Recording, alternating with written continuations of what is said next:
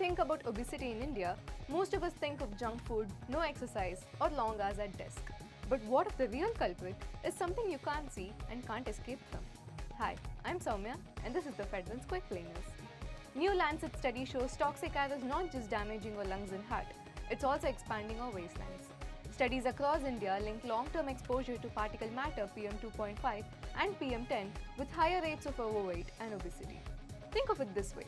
Polluted air doesn't just stay in your lungs. It triggers inflammation throughout the body, disrupts hormones that control hunger, and even changes how we store fat.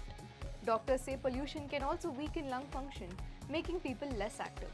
In cities like Delhi, winter pollution spikes often means no outdoor walks, no cycling, no sports, especially for children. And kids are the most vulnerable.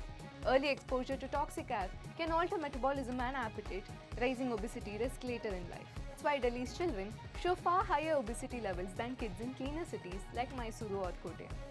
Researchers warn this is becoming a national crisis. The study also predicts that by 2050, nearly half of India could be obese if nothing changes.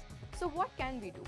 Experts say families must rethink food habits, fewer processed snacks, more veggies and protein, indoor workouts for kids on high pollution days, air purifiers and masks when needed.